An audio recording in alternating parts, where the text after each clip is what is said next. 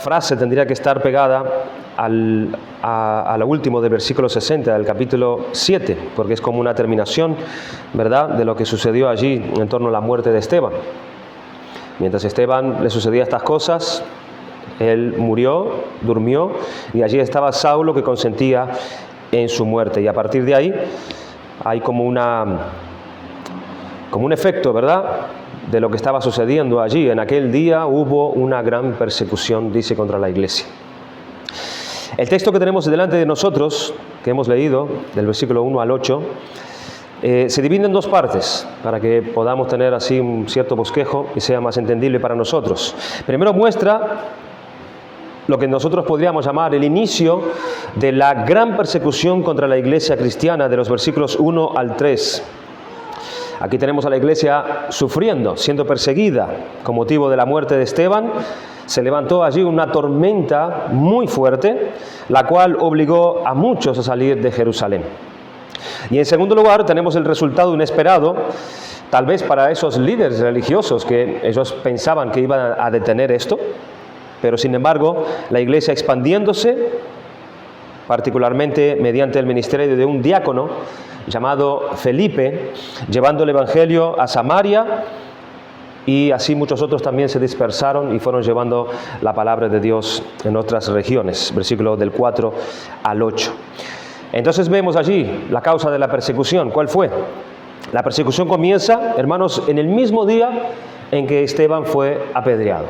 En ese mismo día, automáticamente, no sé si literalmente ese mismo día, pero a partir de ese momento es donde comienza la persecución. Se levanta como una sed de sangre contra la iglesia, que dominó totalmente a Sanedrín, porque ellos no solamente querían matar a Esteban, habían logrado matar a Esteban, sino que querían matar a todos los cristianos.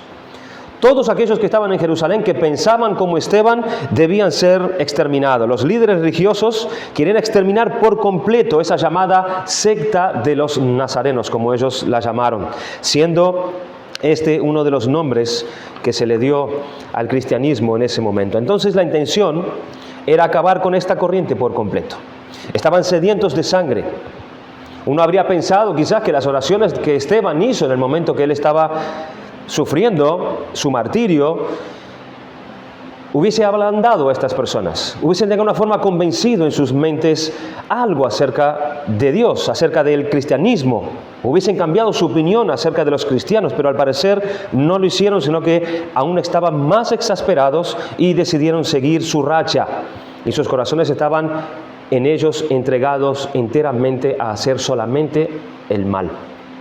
Entonces, a partir del mismo día de la muerte de Esteban, dio inicio a esta gran persecución de la iglesia en Jerusalén. Nosotros hemos visto en los versículos anteriores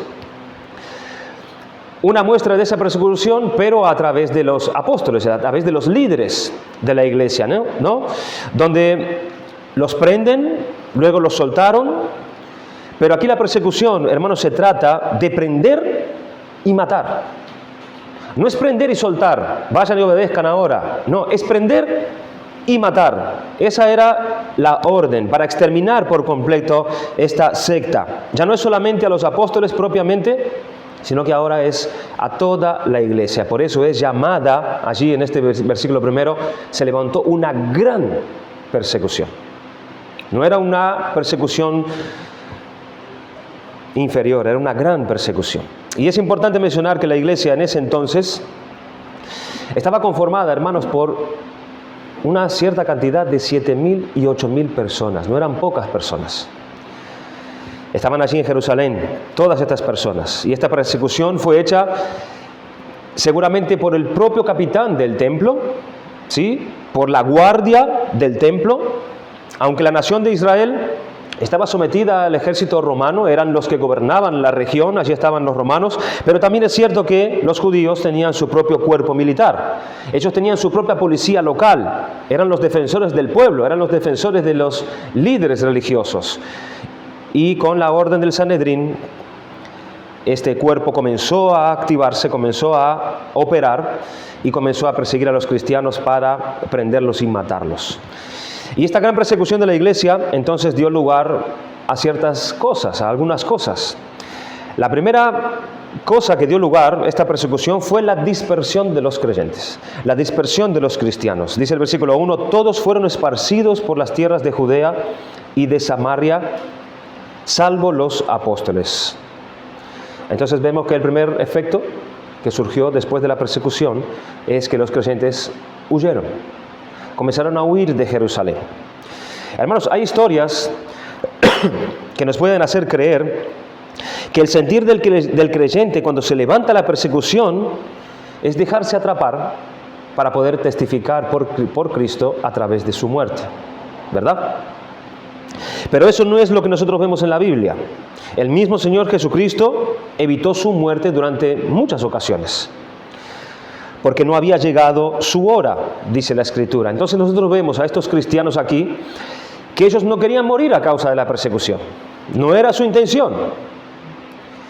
Y por eso ellos huyeron de Jerusalén. Otra cosa es que si ellos fueron capturados en el medio de su huida y les obligaran a negar a Cristo, entonces obviamente que ellos preferirían la muerte. Pero si ellos pudiesen escapar, con seguridad ellos lo harían, porque es obvio que Dios no nos llama a todos al martirio. Es obvio, a no ser en caso de extrema necesidad o en caso particular. Y esto no es al mismo tiempo, hermanos, esto es al mismo tiempo, no es al mismo tiempo falta de fe de la persona que huye. Esto no es una reacción de cobardía, tampoco de parte de aquel que huye, sino es una oportunidad para salvar la vida suya, la vida de su familia y la vida de sus hijos. Así que nadie está llamado a morir sin necesidad solo por el hecho de ser cristiano. Eso es importante. El mismo Señor Jesucristo, hablando acerca de las persecuciones venideras, Él dijo en Mateo capítulo 10, versículos 22 y 23, y seréis aborrecidos de todos por causa de mi nombre, mas el que persevere hasta el fin, éste será salvo. Cuando os persigan en esta ciudad, huid a otra, dice el Señor. Porque de cierto os digo que no acabaréis de recorrer todas las ciudades de Israel antes que venga el Hijo del Hombre. Así que el mismo Señor es el que los encarrila a ellos a que cuando se levante la persecución ellos huyan a otra ciudad. Nadie está llamado a morir sin necesidad solo por el hecho de ser cristiano. Esto es algo importante. Y el resultado fue entonces de esto la dispersión de la iglesia por aquella región de Judea y de Samaria. Al hablar de Judea y de Samaria se refiere prácticamente a todo el territorio de Israel. Porque Israel estaba compuesta por esas dos grandes provincias. Gran parte del sur estaba compuesta por Judea, que tenía como capital a Jerusalén, esa era una región, y el otro territorio, era la otra provincia, era la parte del norte, que era Samaria. Por eso el Señor dice en Hechos capítulo 1, me seréis testigos en Jerusalén, allí está la capital, en Jerusalén, en toda Judea, Jerusalén la capital de Judea, la provincia del sur, es decir, en Samaria, en la provincia del norte, pero me hice un lío allí. Me seréis testigos en Jerusalén, que es la capital de Judea, ¿verdad? Que es la provincia del sur, y me seréis testigos en el norte, en Samaria, donde tenían allí propiamente la capital de Samaria, era Samaria, y desde allí hasta los confines de la tierra. Entonces estos creyentes huían como podían, usando los medios que tenían, con excepción los apóstoles, dicen allí, y todos fueron esparcidos por las tierras de Judea y de Samaria, salvo los apóstoles. No es que los apóstoles no fueron objetos también de la persecución, sino que ellos entendieron quizás de alguna forma que alguien tendría que quedarse a cuidar de la iglesia que estaba siendo perseguida en Jerusalén, y esos quizás serían ellos propiamente. Entonces estos pastores, ellos resolvieron quedarse y arriesgar su propia vida, probablemente por causa del rebaño que quedó allí en Jerusalén, necesitado de apoyo, necesitado de socorro, de protección, de ánimo, mientras los demás huían y eran esparcidos por todas las regiones. Los apóstoles fueron dirigidos por el Espíritu a continuar en Jerusalén todavía durante algún tiempo, siendo protegidos por la providencia especial de Dios, y fueron capacitados también por la gracia especial de Dios para poder afrontar la tormenta que ellos iban a vivir allí en Jerusalén, mientras los otros eran dispersados.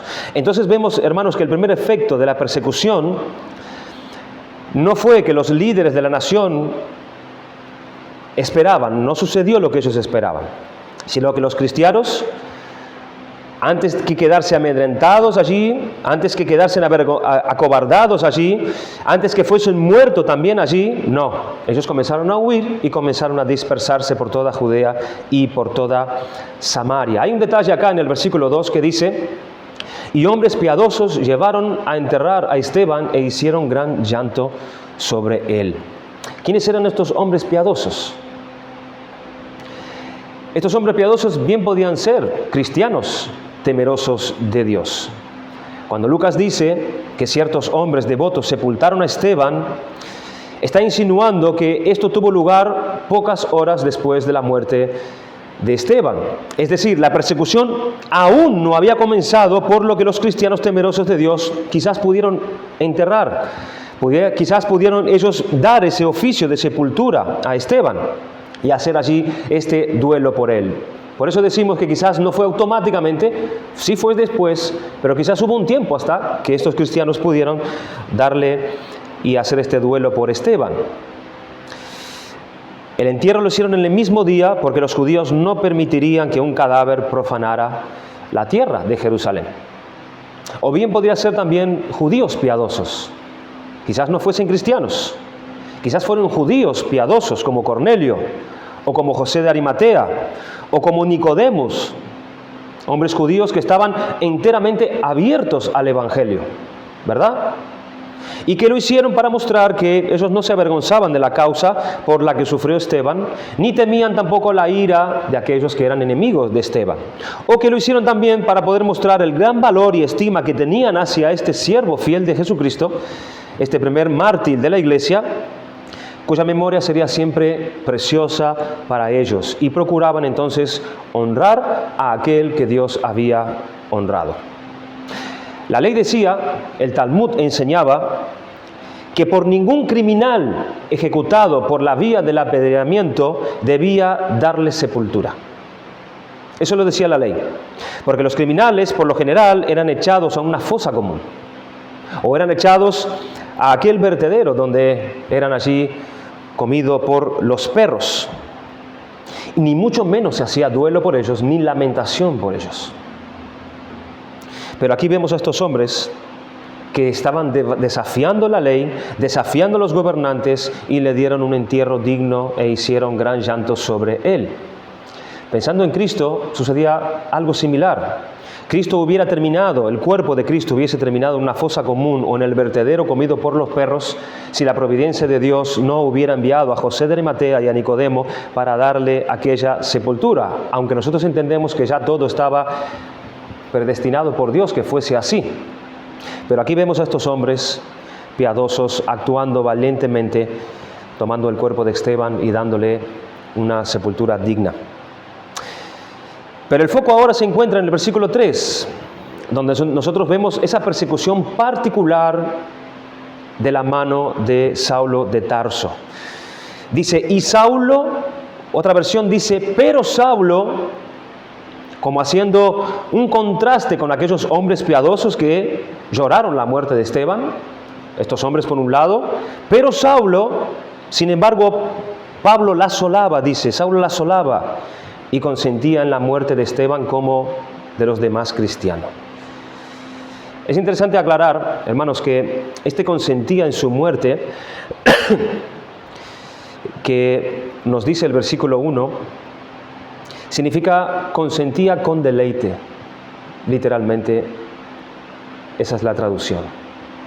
Él consentía en la muerte de Esteban con deleite. Es decir, se complacía con ella. Él alimentó sus ojos con este espectáculo sangriento, con la esperanza de detener el crecimiento del cristianismo. Que no lo hizo con pesar, no lo hizo con desgana, sino con deleite y una plena satisfacción. Como aquellos que no solo hacen tales cosas, sino que también se complacen con los que las practican. Y aquí se cumple lo que Cristo dijo a sus discípulos antes de separarse de ellos. Él dijo, vosotros lloraréis y os lamentaréis, pero el mundo se alegrará. Por un lado, hombres piadosos llorando y lamentando la muerte del creyente, y por otro lado, el mundo alegrándose y consintiendo con deleite. Dice, y Saulo asolaba la iglesia y entrando casa por casa arrastraba a hombres y a mujeres y los entregaba a la cárcel. Otra traducción dice, pero Saulo hacía estragos en la iglesia. Saulo aparece aquí como un joven fariseo, como un joven celoso que estaba totalmente dispuesto a llevar a cabo aquello que era el deseo del Sanedrín, que era acabar completamente con esta secta de los nazarenos. Es interesante, pero esto es uno de los pasajes, hermanos, que se usa para aclarar el dilema de que si Pablo era soltero o casado. Y fíjense qué interesante, porque hay una tradición rabínica del siglo III, un documento rabínico, que dicen que si alguien quiere hacer parte del Sanedrín, debe ser casado. Ese hombre debe ser un hombre que haya contraído matrimonio. Y aparentemente Pablo hacía parte del Sanedrín, porque lo vemos votando como parte del grupo en la muerte de Esteban. Dice, ese consentía con deleite la muerte de Esteban, significa que él tenía parte en la votación. Porque esto se llevaba a cabo en el tribunal allí del Sanedrín y se votaba qué es lo que se iba a hacer. Se sacaba la ley y se aplicaba la ley sobre ese hombre y se votaba. En Hechos capítulo 22, versículo 20, Pablo lo vuelve a decir. Él dice, y cuando se derramaba la sangre de tu testigo Esteban, allí estaba también yo dando mi aprobación. ¿Ves? Él estaba votando, él era parte del Sanedrín. Él también lo volvió a repetir en el 26:10. Yo encerré en cárceles a muchos de los santos, habiendo recibido poderes de los principales sacerdotes, y cuando lo mataron, yo di mi voto, dice él.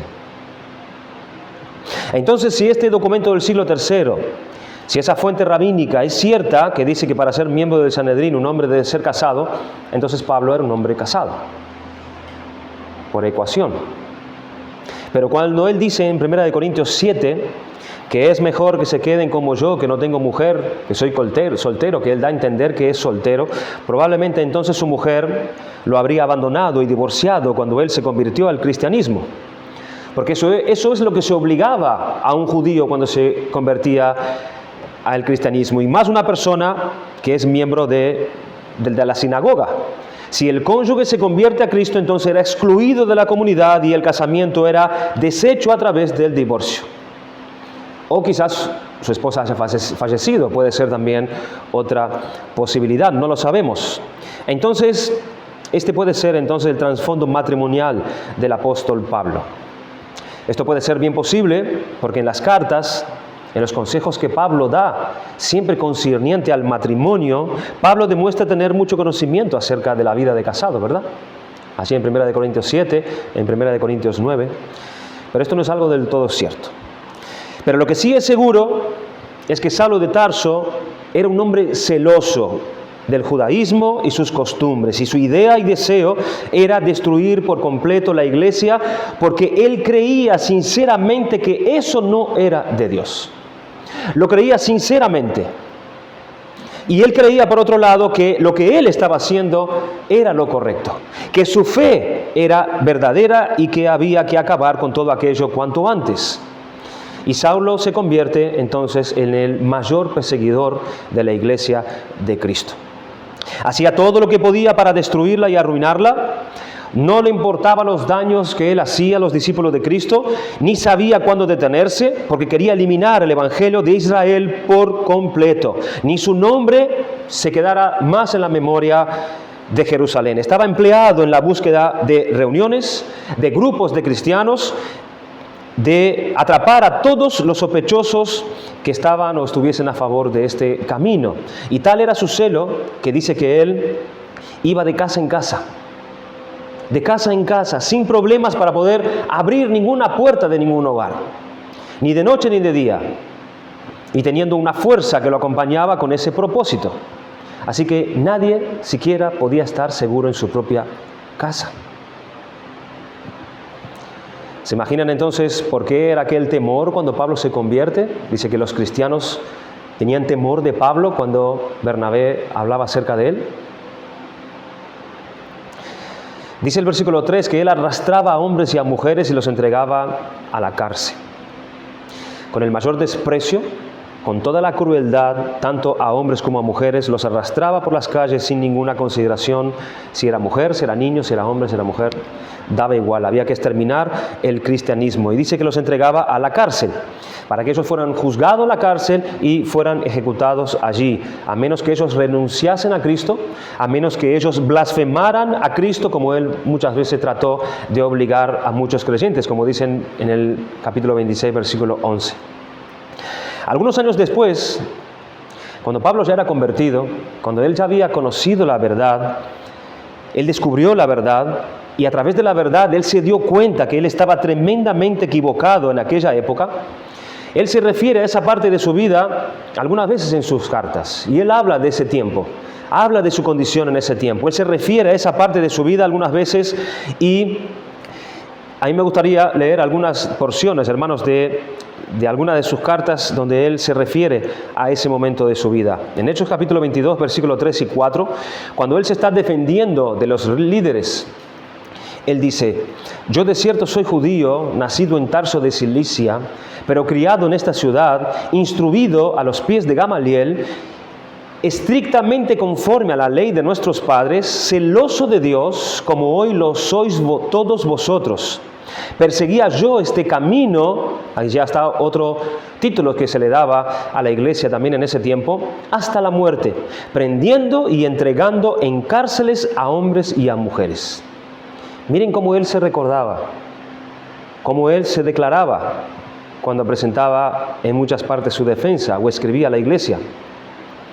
Otra defensa suya, también en Hechos 26, del 9 al 11, dice: yo ciertamente había creído mi deber hacer muchas cosas contra el nombre de Jesús de Nazaret, lo cual también hice en Jerusalén. Yo encerré en cárceles a muchos de los santos, habiendo recibido poderes de los principales sacerdotes, y cuando los mataron yo di mi voto, y muchas veces castigándolos en todas las sinagogas, yo forcé a blasfemar, y enfurecido sobremanera contra ellos los perseguí hasta en las ciudades extranjeras. Primera de Corintios 15, 9, Pablo también dice: porque yo soy el más pequeño de los apóstoles, que no soy digno de ser llamado apóstol, porque perseguí a la iglesia de Dios. Gálatas 1:13, porque ya habéis oído acerca de mi conducta en otro tiempo en el judaísmo, que perseguía sobremanera a la iglesia de Dios y la asolaba. Y por último, en 1 Timoteo 1:13, habiendo yo sido antes blasfemo, perseguidor e injuriador, mas fui recibido a misericordia porque lo hice por ignorancia en incredulidad. Yo fui uno de aquellos incrédulos, está diciendo Pablo, a los que Esteban se refería cuando decía: duro de cerviz e incircunciso de corazón y oídos. Yo era uno de esos. Yo era uno de ellos. Yo era un ignorante que no conocía la verdad sobre Dios, sobre Cristo. Yo pensaba que estaba haciendo un favor a Dios persiguiendo a los cristianos. Hermanos, cuán errado una persona puede llegar a estar, ¿verdad? Pablo pensaba que estaba haciendo lo correcto. Por eso la Biblia dice que no hay nada más engañoso que el corazón. ¿Quién lo conocerá?, dice el Señor. Podemos encontrar a personas insectas, personas totalmente ateas, personas envueltas en brujerías, en hechicerías, en centros, en evangelios de prosperidad, adoradoras fervientes de María, pero todos ellos al mismo tiempo totalmente convencidos de aquello que practican y a la vez totalmente convencidos que el verdadero cristianismo o la verdadera palabra de Dios está equivocado. El mundo está lleno de Saulos de Tarso, lleno. Y todo eso lo único que hace es mostrar la depravación y la corrupción que hay dentro de los corazones de los hombres. Y cuán errado nosotros podemos estar delante de la verdad de Dios. Así era este joven Saulo de Tarso, un fariseo celoso, miembro del Sanedrín, que comenzó una cruzada contra los cristianos persiguiéndolos hasta la muerte. Pero más adelante nosotros vemos el poder de Dios. Vemos cómo es Dios quien saca el corazón de piedra que tenía este hombre y coloca allí en el lugar un corazón de carne, cómo Dios cambió totalmente la vida de este hombre de una manera extraordinaria. Pero eso lo vamos a ver, hermanos, más adelante. Así que entonces aquí vemos esa primera persecución contra la iglesia. En segundo lugar, vemos el segundo efecto que trajo la muerte de Esteban. El primero fue la persecución, la dispersión, y el segundo fue precisamente la predicación del Evangelio en Samaria. Versículos 5 al 8. Pero los que fueron esparcidos iban por todas partes anunciando el Evangelio. Del 4 al 8, perdón. Entonces Felipe, descendiendo a la ciudad de Samaria, les predicaba a Cristo. Y la gente unánime escuchaba atentamente las cosas que decía Felipe, oyendo y viendo las señales que hacía. Porque de muchos que tenían espíritus inmundos salían estos dando grandes voces, y muchos paralíticos y cojos eran sanados. Así que había gran gozo en aquella ciudad. Entonces, una de estas personas que huyó de Jerusalén fue esta persona llamada Felipe. Esteban era diácono juntamente con Felipe, ¿recuerdan? Había sido escogido él entre aquellos 7 en el capítulo 6. Pero él fue a parar a la ciudad de Samaria. Y a semejanza de Esteban, él también fue capaz de hacer grandes señales y prodigios, milagros, maravillas. Él hacía curas, sanaciones, expulsión de demonios, y atraía así grandes multitudes a través de su predicación. Pregunta, ¿por qué Lucas, el autor del libro de Hechos, escoge hablar de Samaria precisamente? ¿Por qué Samaria? Si todos fueron esparcidos a un montón de regiones, fuera incluso de Jerusalén. ¿Por qué hablar de Samaria? Porque precisamente Samaria hacía parte de aquella ruta oficial dada por el Señor Jesucristo a sus discípulos cuando Él dijo: cuando haya venido sobre vosotros el Espíritu Santo, me seréis testigos en Jerusalén, en toda Judea, en Samaria y hasta lo último de la tierra. Entonces Samaria estaba dentro de ese programa de evangelización del mundo que Jesús estableció para la iglesia. Por eso ella recibe este destaque aquí. Vamos a ver un poco la historia de Samaria para que nosotros podamos entender, hermanos, qué es lo que está sucediendo aquí, en este momento. ¿Por qué Samaria? Samaria había sido la capital del reino del norte, cuando el reino del norte se dividió. ¿Se acuerdan? Nosotros conocemos la historia allí en Segunda de Reyes. El hijo de Salomón, que era Roboam, totalmente falto de sabiduría, el reino que había sido unificado en la persona de David, allí las 12 tribus unidas como una sola nación, se dividió. Allí estaban las 10 tribus del norte que fueron entregadas a Jeroboam, donde estaba Samaria como capital. Y la tribu de Judá y la media tribu de Benjamín, que era la región del sur, donde la capital era Jerusalén. Y estos dos reinos hicieron lo malo y desobedecieron a Dios continuamente a lo largo y durante los siglos. Y Dios perdió la paciencia primero con el reino del norte, Samaria, y envió a los asirios, que vinieron y destruyeron completamente el reino del norte. Destruyeron Samaria y llevaron cautivos a los judíos que vivían en esa región. Pero solamente 100 años después, cuando ya es Babilonia el mayor poder mundial, es invadida entonces la región del sur, es decir, Judá, y conquistan Judá y destruyen Jerusalén, destruyendo también el templo. Y es la época donde, así como Daniel, los amigos de Daniel, el profeta Ezequiel, Jeremías y todos ellos experimentaron la deportación a Babilonia. Pero lo que hicieron con Samaria, hermanos, no lo hicieron con ninguno de los demás pueblos de Israel. ¿Por qué? Porque la ciudad de Samaria fue repoblada por los paganos. En Segunda de Reyes, capítulo 17, dice: y trajo el rey de Asiria gente de Babilonia, de Cuta, de Aba, de Hamad y de Sepharvaim, y los puso en las ciudades de Samaria, en lugar de los hijos de Israel, y poseyeron a Samaria, y habitaron en sus ciudades. Dice el versículo 33, temían a Jehová y honraban a sus dioses, según la costumbre de las naciones de donde habían sido trasladados. Ellos temían a Dios. Allí había judíos que todavía trataban de rendirle culto a Dios, pero había costumbres paganas mezcladas también con ese resto de judíos. Pero ellos no escucharon, porque Dios a través de mensajeros les advertía y los trataba de traer a la verdadera adoración al Señor. Pero dice que ellos no escuchaban, antes hicieron según su costumbre antigua, así temieron a Jehová aquellas gentes y al mismo tiempo sirvieron a sus ídolos, y también sus hijos y sus nietos, según como hicieron sus padres, así hacen hasta el día de hoy. Es decir, ellos trajeron a los asirios, trajeron también a otros prisioneros de otros pueblos para que viniesen a vivir a Samaria, entre aquellos judíos que habían dejado allí ellos para que pudieran cuidar los campos. No se llevaron a todos, allí quedaron muchos judíos cuidando los campos, pero cuando los asirios vienen, se mezclan con todos estos prisioneros de otros pueblos y conforman así el pueblo de Samaria. Así que los samaritanos eran una mezcla de judíos, de asirios y de otros pueblos. Entonces ellos mantenían culto a Dios, pero también daban culto a otros dioses. Ellos mantenían el culto a Dios porque permaneció entre ellos un tal Pentateuco samaritano, donde aceptaban solamente los 5 libros de Moisés, y ese era para ellos la Biblia. Entonces tenían su propia religión, su propio culto a Dios, tenían sus propios sacerdotes que no eran de la tribu de Leví, como había ordenado el Señor, y así por delante. Y por eso es que los judíos no les gustaban los samaritanos. Por eso los samaritanos y los judíos no hablaban entre sí. ¿Recuerdan cuando estaban estresados los discípulos cuando vieron a Cristo hablando con la samaritana? Juan explica, porque los judíos y los samaritanos no hablan entre sí.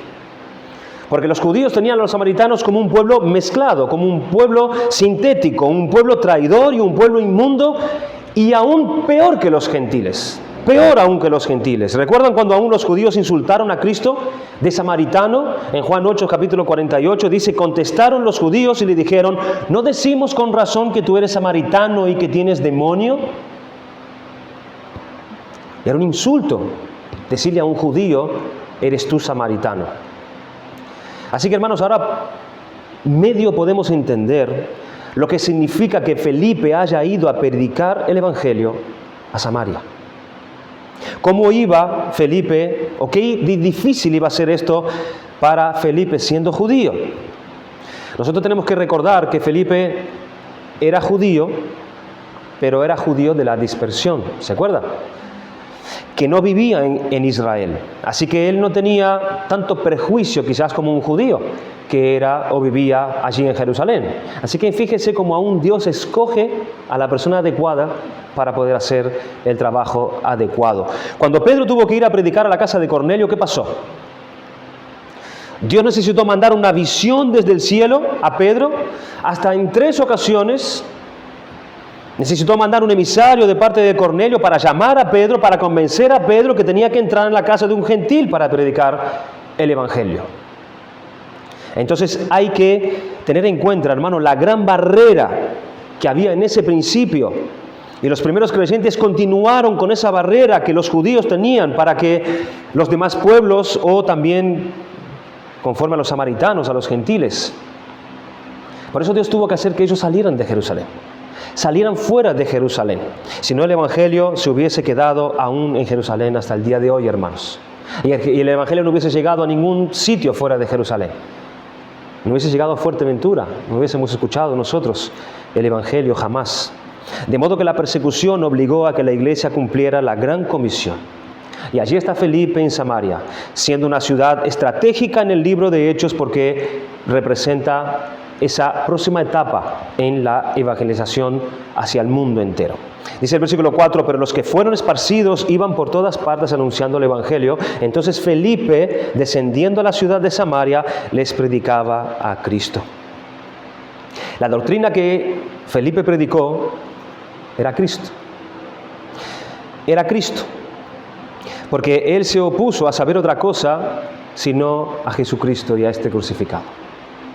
Los samaritanos tenían la esperanza de la venida del Mesías, como se ve en Juan capítulo 4, versículo 25, Cristo hablando con la samaritana, ¿se acuerdan? Ella le dijo la mujer samaritana: sé que ha de venir el Mesías llamado el Cristo. Cuando Él venga, nos declarará todas las cosas. Y ahora Felipe se acerca a Samaria para decir: el Cristo ha venido ya. Y que los samaritanos también son bien recibidos por Él. ¿Cuál fue la respuesta de los samaritanos? Versículo 6. Y la gente unánime escuchaba abiertamente las cosas que decía Felipe, oyendo y viendo las señales que hacía. ¿Qué cosas decía Felipe? ¿Qué es lo que predicaba Felipe? Simplemente el Evangelio, hermanos. Que Dios ofrece a través de la fe en Jesucristo el perdón de los pecados también a los samaritanos. También a los samaritanos. Es para ustedes también, no solamente a los judíos, sino que es para el mundo entero, porque en Él son y serán bendecidas todas las naciones de la tierra. Dice el versículo 12, pero cuando creyeron a Felipe, que anunciaba el Evangelio del reino de Dios y el nombre de Jesucristo, dice que fueron bautizados y etcétera. ¿Pero qué anunciaba él? Felipe anunciaba la constitución de ese reino. Anunciaba sus leyes, anunciaba sus ordenanzas, sus libertades y privilegios y las obligaciones que todos tenemos por ser súbditos leales de este reino. Dice que anunciaba el nombre de Jesucristo, es decir, anunciaba a Cristo como el rey de ese reino. ¿Y qué pruebas presentó Felipe para la confirmación de su doctrina? Precisamente los milagros que él hacía, para convencerlos de que había recibido su mensaje del mismo cielo y que la palabra que él les traía era precisamente un mensaje de Dios para ellos. Los milagros eran innegables, acompañando la palabra. Y oyendo y viendo, dice, las señales que hacía. Oían y veían, oían el Evangelio y lo acompañaban las señales. Dice el versículo 7, porque de muchos que tenían espíritus inmundos, salían estos dando grandes voces. Felipe fue enviado, hermanos, a Samaria a quebrantar los poderes de Satanás allí. Y en señal de esto, allí estaban los espíritus inmundos saliendo de las personas, a quienes se les ordenaba en el nombre del Señor Jesús que se trasladasen, que saliesen de ese lugar. En la medida en que prevalece el Evangelio, Satanás entonces es obligado a abandonar el dominio de los hombres y su influencia en ellos. Y así los hombres, a través del Evangelio, son completamente restaurados. Ellos salían dando grandes voces, dice, lo cual denota que salían con gran resistencia y muy en contra de sus voluntades, y se veían obligados a reconocerse vencidos por un poder superior que acaba de llegar.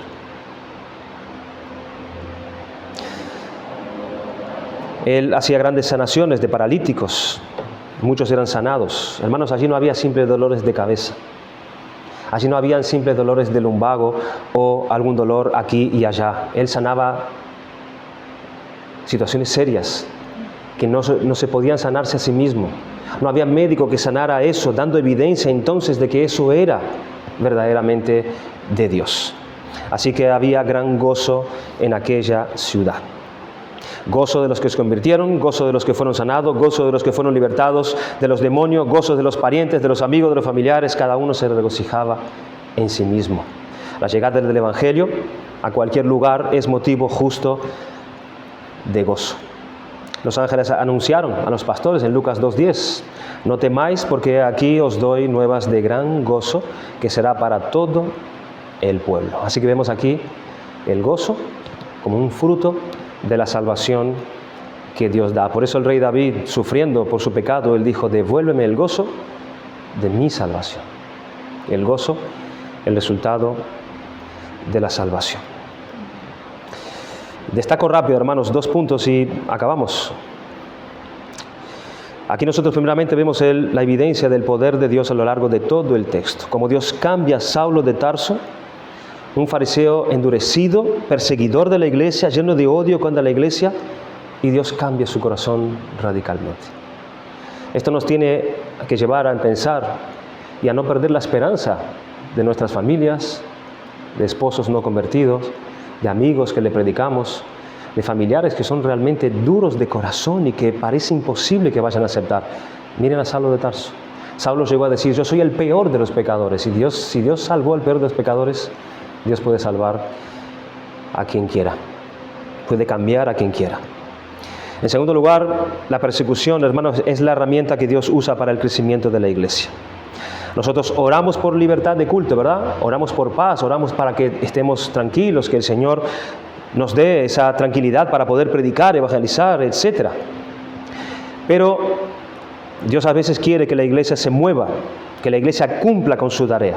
Y Dios puede levantar una persecución para que esto sea entonces llevado a cabo. Y en tercer y último lugar, el cumplimiento del plan de salvación de Dios viene de forma gradual a la iglesia. Esteban fue uno de los primeros que entendió este plan de Dios. Allí lo vemos después a Felipe, luego Pablo, a través de su conversión, a través de sus viajes misioneros, luego Pedro, recién en el capítulo 11 y 10 y 11. Recién es cuando Pedro entiende esto. Recién en la mitad del libro de Hechos. La salvación de Dios es progresiva. Tenemos que tener paciencia con Dios y confiar en Él. Hermanos, ¿cómo estamos nosotros? ¿Cómo Dios ha ido revelando progresivamente su salvación a nuestras vidas? ¿Cómo estamos nosotros creciendo en la gracia y en el conocimiento de la misericordia de Dios para con nosotros? Eso está yendo en progreso. Estamos creciendo en el conocimiento de su salvación. Nos está transformando. Estamos respondiendo a ese crecimiento en nuestro corazón. Nuestra fe está siendo renovada cada vez más. El deseo de servir a Cristo. Están siendo expulsados aquellos ídolos de nuestro corazón. Y está tomando lugar ese gozo que es propio de nuestra salvación. Que el Señor nos ayude, hermanos, y que bendiga su palabra en esta mañana. Vamos a dar gracias al Señor.